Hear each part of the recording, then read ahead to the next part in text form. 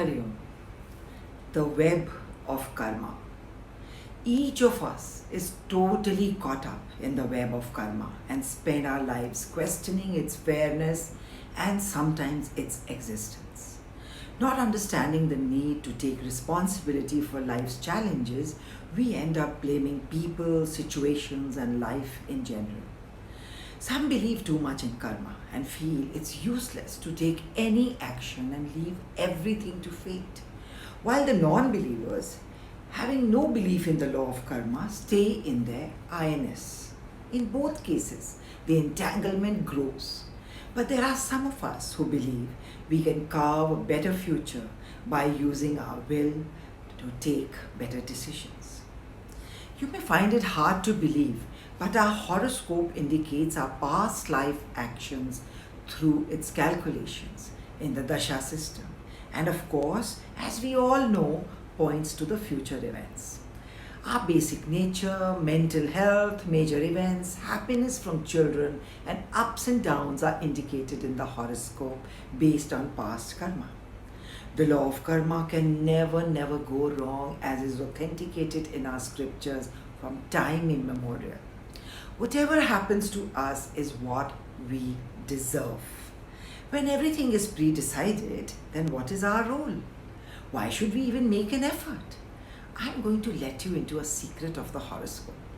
There are 12 houses and in the horoscope, each one indicating many aspects of our lives. For example, the first house that rules our personalities tells us about our status, our appearance, energy, height, weight, temperament. Of these, we may have no control on our appearance and our height, but all the other areas can be molded through something called our self-will, our Purusharth. With the right decisions during specific time periods, all other areas can give us better results. The most difficult of all karmas is relationships, be it with parents, children, friends, family, in-laws, or our marital partner. The houses of the horoscope indicate each of these relationships, including how difficult or comforting these can be. But if you analyze, you will notice that the same kind of people keep coming back in our lives in different relationships. For instance, you may hate sulkiness as a character trait, but you will notice that a parent or a sibling or a friend or an in-law or even your spouse may appear to have this very trait. This is purely karmic. The cycle is repeating. Till we do not learn how to deal with a problem area and overcome it, it keeps bouncing back and may even filter into the next cycle of birth and death.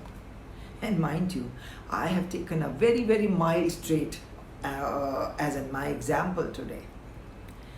Faced with challenges, I am approached for remedies through the horoscope.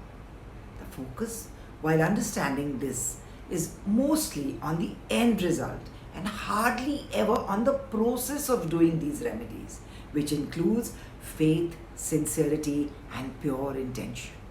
I am faced with a few accusations where I am told that the remedies don't work. Prayers and intentions have known to be miraculous, but not without purity and sincerity of intent. To sort out these deep-rooted karmas, we need to sort ourselves out first. That is the main reason of the human birth and so many difficult karmic challenges. The three layers of our human avatar are the body, the Jivatman, and the Atman. The Atman, the energy of life in us, is the silent spectator, unaffecting and making us exist till our last breath. The gross body and its associates, the senses, especially the mind and the intellect, create karmas. And the Jivatman carries them on to another body with the unsorted bag of karmas at the point of death. Past karmas create the Malalas, the Mark Zuckerbergs, and the Akshay Kumars.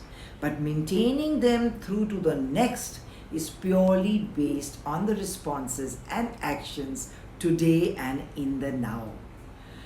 Of course, the ultimate goal is to end this karmic cycle of life and death and realize the self and merge onto the highest energy.